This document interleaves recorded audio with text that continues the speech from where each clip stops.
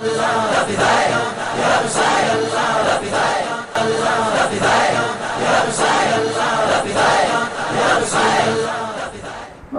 علیکم ورحمۃ اللہ وبرکاتہ۔ الحمد للہ رب العالمین والصلاة والسلام علی من کان نبیا وآدم بین الماء والطین وعلی سائر الانبیاء والمرسلین وعلی آلہ وصحبہ اجمعین، اما بعد۔ درود پاک پڑھیں۔ اللہم صل علی سیدنا مولانا محمد وعلى الجود والكرم وآله وآله وسلم صلاة وسلام عليك يا رسول الله۔ تیرا ذرہ میں کامل ہے یا غوث، تیرا قطرہ یمِ سائل ہے یا غوث، اور کوئی سالک ہے یا واصل ہے یا غوث، وہ جو کچھ بھی وہ تیرا سائل ہے یا غوث۔ قدے بے سایہ کے قدے بے سایہ ضد کبریا ہے، تو اس بے سایہ ضد کا ضد ہے یا غوث۔ اور تیری جاگیر میں ہے شرط تا غرب، قلم رو میں حرم داخل ہے یا غوث۔ تیرا مجنو، تیرا صحرا، تیرا دشت، تیری لیلا، تیرا احمل ہے یا غوث۔ یہ تیری چمپئی رنگت حسینی، حسن کے چاند صبح دن ہے یا غوث۔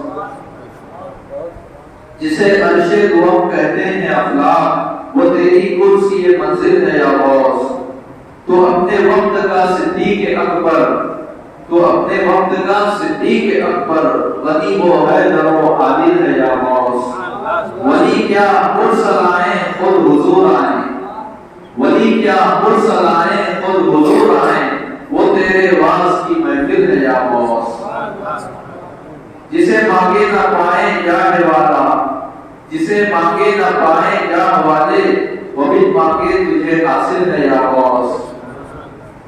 جو کرنوں سیر میں عارف نہ پائیں، جو کرنوں سیر میں عارف نہ پائیں، وہ تیری پہلی ہی منزل ہے یا غوث۔ فرماتے ہیں اعلیٰ حضرت، ملائک کے بشر کے جن کے حلقے، تیری زوبان ہر منزل ہے یا غوث۔ بخارا و عراق و چشت و اجمیر، تیری گاہ و شمع ہر محفل ہے یا غوث۔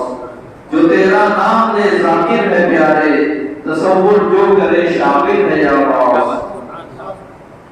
کہا تو نے کہ جو مانگو ملے گا، کہا تو نے کہ جو مانگو ملے گا، رضا تجھ سے تیرا سائل ہے یا غوث، رضا تجھ سے تیرا سائل ہے یا غوث۔ اللهم صل على سيدنا ومولانا محمد معدن الجود والكرم وآله وبارك وسلم صلاة وسلام عليك يا حبيبي يا سيدي يا رسول الله وعلى آله وصحبه يا شفيعنا يوم الجزاء۔ سرکار بغداد شیخ عبدالقادر جیلانی رضی اللہ تعالیٰ عنہ سرکار مدینہ صلی اللہ علیہ وسلم کے فضائل و جمال و کمال کے مظہر عظم ہیں۔ سرکار غوث اعظم کے اخلاق و عادات کیا تھے؟ آپ کا خلق عظیم کیسا تھا؟ انشاءاللہ آج اس پر گفتگو ہوگی، اور ہم اس نیت سے سنیں گے کہ ہم بھی اپنے اندر یہ اخلاق پیدا کرنے کی کوشش کریں گے۔ سرکار بغداد کے اخلاق وہی ہیں جو سرکار مدینہ کے ہیں۔ سیرت کی کتابوں میں آپ حضور صلی اللہ علیہ وسلم کے اخلاق جیسے لکھے پائیں گے، ویسے ہی اخلاق سرکار غوث اعظم شیخ عبدالقادر جیلانی کے ہیں۔ ہم انشاءاللہ اسے پڑھیں گے اور اپنے اندر یہ جذبہ پیدا کرنے کی کوشش کریں گے کہ ہم بھی ان نفوس قدسیہ کے بلند اخلاق کو اپنائیں اور اپنی دنیا اور آخرت کو سنواریں۔ عرس منانے کا اور ذکر و فکر و اولیاء کرام کا کرنے کا سب سے بڑا جو مقصد ہے وہ یہی ہے کہ ہم ان کی تعلیمات پر چلیں، ان کے نقش و قدم پر چلیں اور ان کے اخلاق کو اپنائیں۔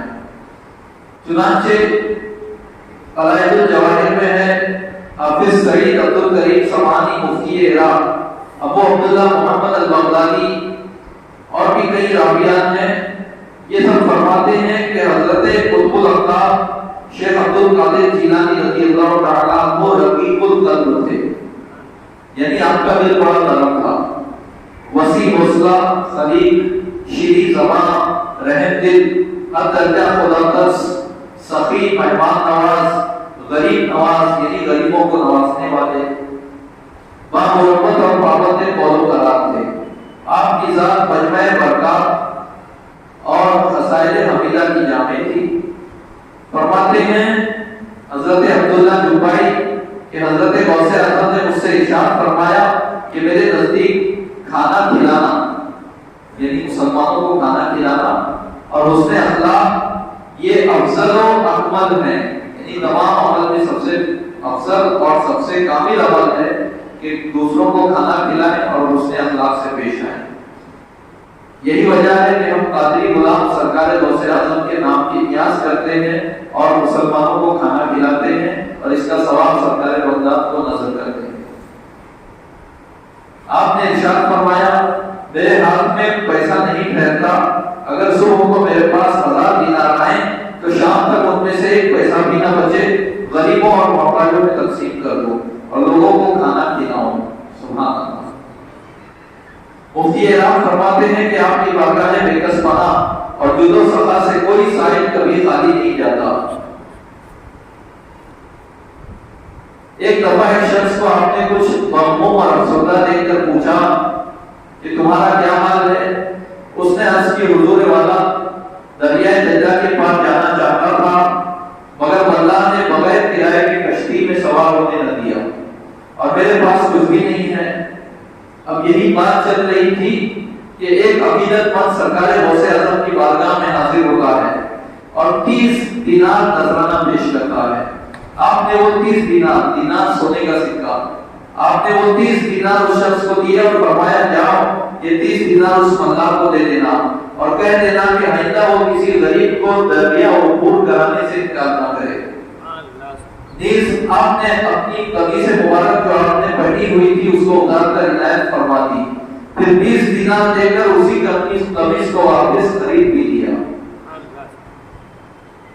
आप रोजाना रोटियां पकवाकर गौरबा और फोकरा जो हाजिर खिदमत होते उन्हें तकसीम फरमाते और जो कुछ बच जाता मगरिब के बाद आपका खातिब मुजफ्फर नामी रोटियां लेकर खड़ा हो जाता और आवाज से बुलंद ये ऐलान करता कि जिस किसी को रोटी की जरूरत हो वो आकर ले जाए और अगर कोई मुसाफिर खाना खाकर रात बसर करना चाहता है तो वो यहीं पर रात भी बसर कर सकता है। हवाला बलाइल जवाहिर।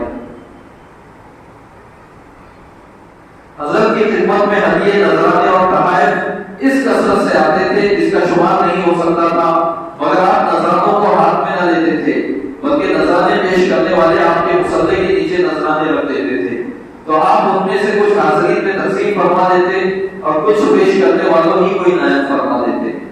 रस्म वगैरह के मुतालिक अपने खादिम को इरशाद फरमाते कि मेहमानों की मेहमान नवाजी के लिए नानबाई और सब्जी फरोश के हवाले कर दो, यानी जरा सा भी मुतलक आपका दिल दुनिया की दौलत से लगा हुआ नहीं था, बल्कि आप ऐसे बेनियाज थे कि दुनिया की दौलत को उसके सही मसरफ में खर्च करते और इस तरह आखिरत के लिए ज़ख़ीरा बसरदाश्त करते।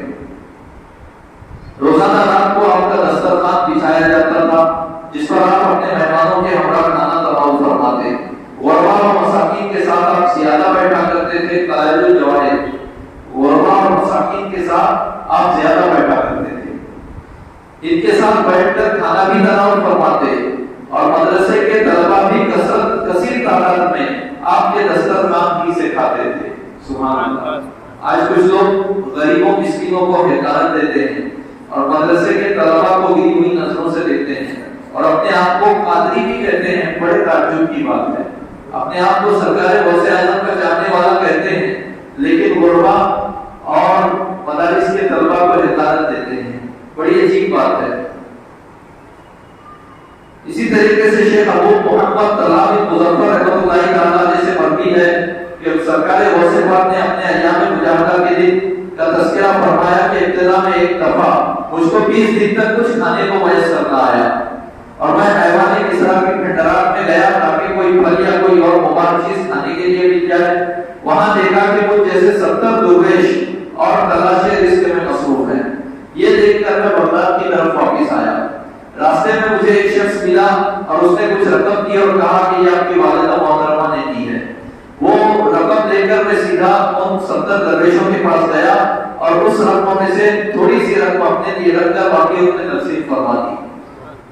جو رقم میں نے اپنے لیے رکھی تھی اس کا کھانا خریدا اور بہت سے مساکین کو دعوت دے کر مل کر کھایا. حوالہ کلام الجواہر. مذہب حنبلی کے خاتم الفقہاء شیخ محمد الدین ابن قدامہ مقدسی رحمۃ اللہ تعالیٰ علیہ فرماتے ہیں کہ جب میں حضرت کی خدمت میں استفادے کے لیے حاضر ہوا تو آپ نے مجھے مدرسہ نظامیہ میں ٹھہرایا. آپ اکثر ہمارے پاس تشریف لاتے، نیز اپنے صاحبزادے کو ہمارے پاس بھیجتے اور وہ تشریف لا کر ہمارے چراغ کو روشن کرتے، یعنی رات ہوتی تو مسافروں کی آسانی کے لیے چراغ جلاتے خود اپنے ہاتھوں سے. آپ اپنے دولت خانے سے ہمارے لیے کھانا بھی بھیجا کرتے تھے. علائم الجواہر. سرکار غوث اعظم مدارس کے طلبہ، علم دین کے طلبہ کا بہت خیال رکھا کرتے تھے. اسی طرح سرکار غوث پاک کے فرزند حضرت سیدنا عبدالرزاق رحمۃ اللہ تعالیٰ علیہ فرماتے ہیں کہ ایک مرتبہ آپ سفر حج پر تشریف لے گئے. یہ واقعہ بڑے دھیان سے سننے کی چیز ہے. فرماتے ہیں کہ کثیر تعداد میں خدام آپ کے ہمراہ تھے.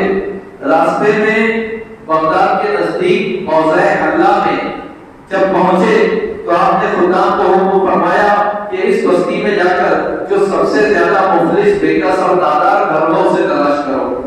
اور تحقیق سے معلوم ہوا کہ گھر بہت نادار اور مفلوج الحال ہے، جس میں 2 بوڑھے محتاج عورت مرد ہیں اور ایک بچی رہتی ہے. حضرت خود اس مکان پر تشریف لے گئے اور ان دونوں سے پوچھا کہ ہم تمہارے مکان پر ٹھہرنا چاہتے ہیں، اجازت ہے؟ انہوں نے بس سبب چشم اجازت دے دی. آپ نے خدام سمیت وہاں بیان فرمایا تو اس بستی کے مشاہد اور عقیدت مندوں نے حاضر خدمت ہو کر اپنے ہاں بیان فرمانے کے لیے عرض پیش کی، مگر آپ نے اسی مکان کو پسند فرمایا. ان لوگوں نے آپ کی خدمت میں بیش بہا قیمت کے تحائف کا انبار لگا دیا. دوسرے روز روانگی کے وقت آپ نے وہ سب ہدیے نذرانے اس اور تحائف اس بوڑھے شخص کو عطا کر دیے. اس طرح اللہ تعالیٰ نے آپ کے قلوب میں مہمان نزول کی برکت سے اس بےکس، نادار اور مفلس گھر کو دولت مند اور مالدار بنا دیا. سبحان اللہ. تو اولیاء جب کسی کو نوازنے پر آتے ہیں تو اس طرح نوازتے ہیں. درود پاک پڑھیں. اللہم صل علی سیدنا ومولانا محمد المعدن الجود والکرم وآلہ وبارک وسلم صلاۃ و سلام علیہ یا رسول اللہ. ایران میں ایک چھوٹی سی ریاست تھی، سجز کی ریاست. اس کے بادشاہ کا نام تھا نیمروز. اس نے سرکار غوث پاک کی عقیدت اور محبت کی وجہ سے اپنی سلطنت کا ایک بڑا حصہ سرکار غوث پاک کی خدمت میں پیش کیا. یہ اپنے کاریندے کو بھیج کر کہ حضور آپ کرم فرمائیں، میری سلطنت میں آئے اور یہ علاقہ میں آپ کو نظر کرتا ہوں. سرکار غوث پاک نے فارسی کے 2 اشعار فرمائے. اس کا مفہوم ہے کہ اگر تمہارے پاس ملک نیمروز ہے تو میرے پاس ملک نیم شب موجود ہے اور مجھے تمہارے اس ملک کی کوئی حاجت نہیں. اب ظاہر ہے کہ جو روحانیت لوگ کی سلطنت کا بادشاہ ہو اسے دنیا کی عارضی سلطنت سے کیا غرض اور کیا مطلب ہو سکتا ہے. اسی طریقے سے سرکار غوث پاک کو تحفے میں کسی نے چینی آئینہ پیش کیا. چین کا بنا ہوا بڑا خوبصورت، بڑا ہی بہترین آئینہ تھا. وہ سرکار غوث پاک اسے استعمال فرمایا کرتے تھے. ایک دن خادم سے وہ آئینہ ٹوٹ گیا اور خادم بڑا گھبرایا اور اسے ڈر لگا کہ اب کیا ہوگا، اپنی غلطی کیسے سرکار غوث اعظم کی بارگاہ میں پیش کروں کہ آئینہ ٹوٹ گیا. تو اس نے کہا اس قضا آئینہ چینی شکست، کہ قضاء الہی سے اللہ کی مرضی، اللہ تبارک و تعالیٰ کی قضاء و قدر کی وجہ سے آئینہ چینی ٹوٹ گیا. سرکار غوث پاک نے مسکرا کر فرمایا، اس نے کہا اس قضا آئینہ چینی شکست. سرکار فرماتے ہیں خوب شد اسباب خود بینی شکست. اچھا ہوا کہ خود بینی کا سبب ٹوٹ گیا. آئینے میں انسان اپنے آپ کو دیکھتا ہے اور تصوف کی کتابوں میں خود بینی، خود پسندی اس کو مضمون کہا گیا ہے. اگرچہ آئینہ دیکھنا سنت ہے لیکن اس میں لفظ خودبینی پائی جاتی ہے، اور ایک خودبینی وہ ہے کہ آدمی اپنے آپ کو اچھا سمجھے، اپنے اعمال کو بڑا سمجھے، وہ خودبینی۔ تو لفظ کے اشتراک کی وجہ سے سرکار غوث اعظم نے آئینہ ٹوٹنے پر ایک نیک فال لیا اور کہا خوب شد اسباب خودبینی شکست۔ سرکار غوث پاک کی مادری زبان فارسی تھی اور آپ کی بارگاہ میں عربی اور فارسی غلام ہر قسم کے آپ کے مریدین رہا کرتے تھے۔ اسی طریقے سے قلائد الجواہر اور بہجت الاسرار دونوں میں ایک عبارت ہے، اس کا ترجمہ پڑھتا ہوں۔ حضرت سیدنا غوث پاک رضی اللہ عنہ رقیق القلب، آپ کے آنسو بہت جلد رواں ہو جاتے تھے، خوف خدا ان کو حد در جاتا، لوگوں پر ان کی ہیبت بہت زیادہ طاری ہوتی تھی اور ان کی دعائیں قبول ہوتی تھی، خلق میں ان کا بہت بڑا درجہ تھا، فحش باتوں میں لوگوں سے بہت دور اور سچائی میں لوگوں سے بہت قریب تھے، احکام خداوندی کے خلاف ورزی دیکھ کر بہت غصہ ہوتے اور سختی فرماتے، لیکن اپنی ذات کی خاطر کسی سے ناراض نہ ہوتے اور اللہ تعالیٰ کی رضا کے علاوہ کسی کی مدد نہ فرماتے، کسی سائل کا سوال رد نہ فرماتے، خواہ وہ ان کے جسم کے پہنے پہ کپڑے ہی کیوں نہ مانگتا، اسے اتار کر دے دیتے۔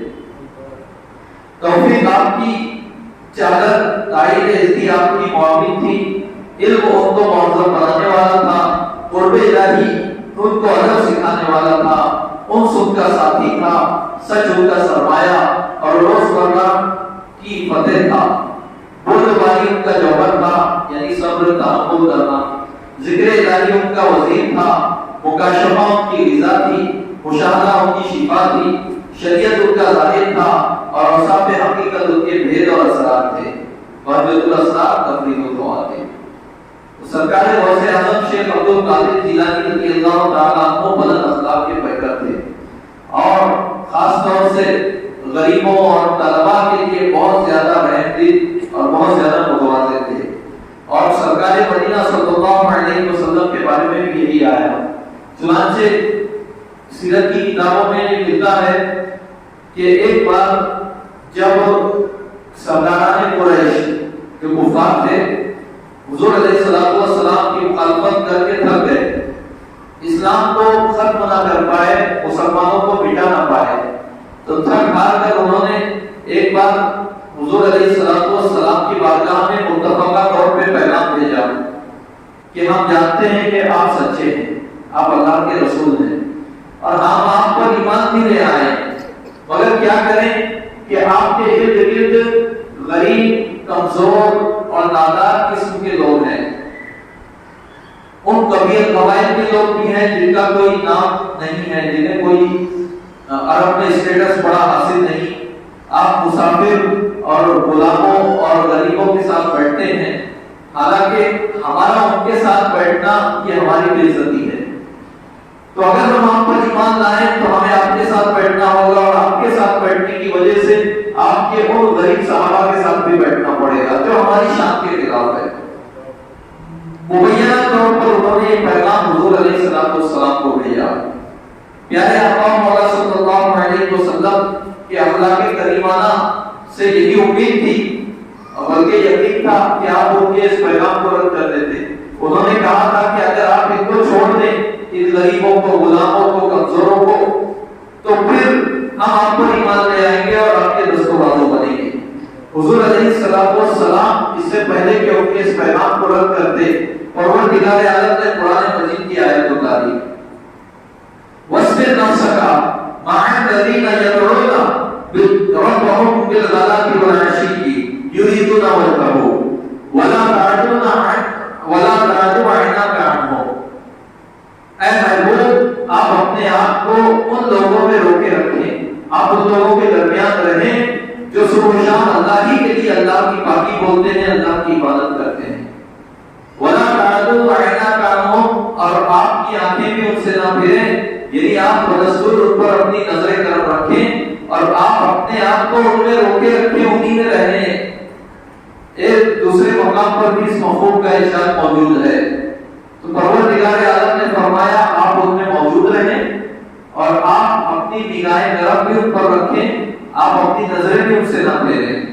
اس لیے کہ پروردگار عالم کو یہ منظور نہ ہوا کہ یہ مخلص، یہ اللہ تبارک و تعالیٰ کی اخلاص کے ساتھ عبادت کرنے والے مخلص ایمان والے اگرچہ غریب و نادار ہیں، انہیں حضور علیہ السلام چھوڑ دیں اور کافر جو گھمنڈی ہے اور تکبر میں ڈوبے ہوئے ہیں اور دولت کے نشے سے چور ہے، طاقت کے نشے سے چور ہے، انہیں اپنے قریب بھی آنے دیں۔ پرور اس سے پہلے کہ محبوب جواب دیتے تو حدیث ہو جاتی، پروردگار عالم نے قرآن کی آیت اتار کر ان کفار کا مکمل جواب ارشاد فرمایا اور قیامت تک کے یہ درس دے دیا کہ اللہ تعالیٰ کے نزدیک نہ دولت کی کوئی اہمیت ہے، نہ شہرت کی کوئی اہمیت ہے، نہ اونچے خاندان کا فرد ہونے کی کوئی اہمیت ہے، نہ طاقتور ہونے کی دنیاوی اعتبار سے سیاسی اعتبار سے طاقتور ہونے کی اہمیت ہے، بلکہ پروردگار عالم کے نزدیک اگر کوئی چیز اہم ہے تو ایمان ہے، دینداری ہے، پرہیزگاری ہے۔ غریب اگر دیندار اور پرہیزگار ہے تو اگرچہ وہ غیر معلوم ہو، اگرچہ وہ کمزور ہو، نادار ہو، غلام ہو، غریب ہو، اللہ کے نزدیک اس کی بڑی اہمیت ہے۔ لیکن اگر کوئی مالدار ہے، کوئی طاقتور ہے، کوئی لیڈر ہے، لیکن وہ تکبر میں مبتلا ہے یا وہ ایمان والا نہیں، تو اللہ تبارک و تعالیٰ کی بارگاہ میں اس کی کوئی اہمیت نہیں۔ ایک دوسرے مقام پر اللہ نے عزت و ذلت کا بیان قرآن مجید کی آیت اتار کر دے دیا، ان اکرمکم عند اللہ اتقاکم، کہ بے شک تم میں سب سے زیادہ عزت دار وہ ہے اللہ کے نزدیک جو زیادہ پرہیزگار ہے۔ تو اللہ کے نزدیک جو عزت و ذلت کا معیار اور کسوٹی ہے، مسلمانوں کے نزدیک بھی عزت و ذلت کی وہی کسوٹی ہونی چاہیے۔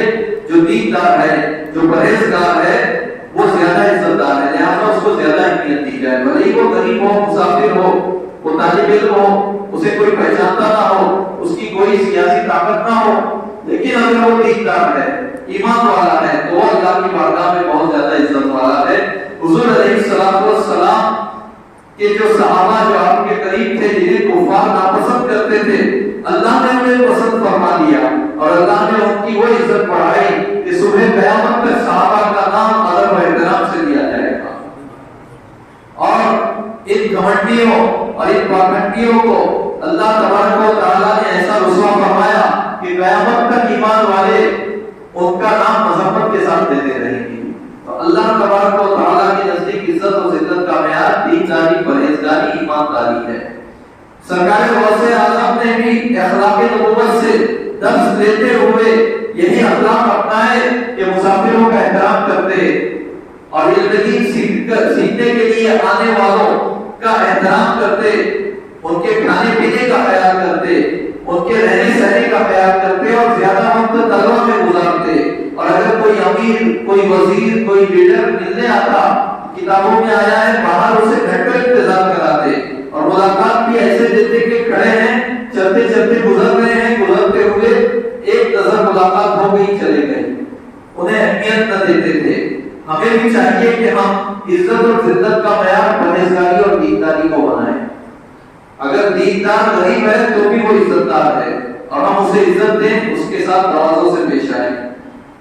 اگر کوئی مالدار ہے اور ساتھ میں دیندار بھی ہے تو ٹھیک ہے، اس کی دینداری کی وجہ سے اس کا احترام کیا جائے گا، مالداری کی وجہ سے نہیں۔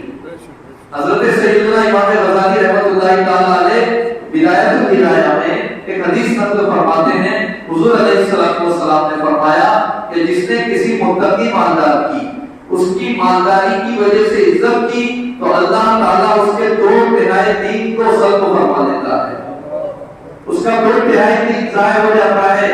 حضرت امام غزالی اس حدیث کو پیش کر کے تبصرہ کرتے ہیں کہ متقی مالدار کی، اس کی مالداری کی عزت کی وجہ سے